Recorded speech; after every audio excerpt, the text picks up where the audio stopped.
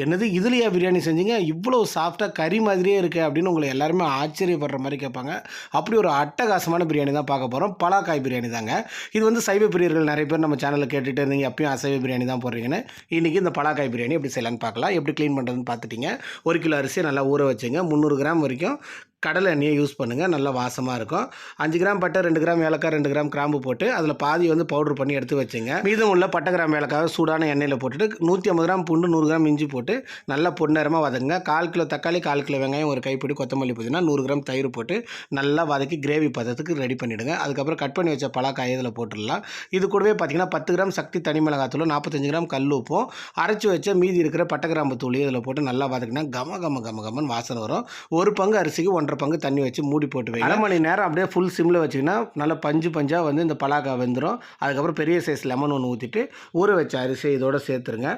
நல்லா கொதித்து அரிசி வந்து ஈவனாக வரும்போது நல்லா 2 டேபிள் ஸ்பூன் அளவுக்கு நெய் விடுங்க. 15 நிமிஷம் ஃபுல் சிம்மில் வச்சு ஒரு 1/2 மணி நேரம் ரெஸ்ட் விட்டு தம் பண்ணி எடுத்தோம்னா அட்டகாசமான இந்த பலாக்காய் பிரியாணி ரெடி ஆகிடுங்க. அவ்வளோ டேஸ்ட்டாக இருந்துச்சு. காய்கறி சாப்பிட்றவங்களுக்கு ஒரு நான்வெஜ் ஃபீலில் ஒரு பிரியாணி வேணும் அப்படின்னு பார்த்தீங்கன்னா இந்த பலாக்காய் பிரியாணியை கண்டிப்பாக நீங்கள் ட்ரை பண்ணலாம்.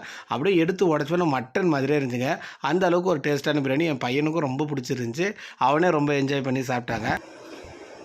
எப்படி இருக்கு? சூப்பர்.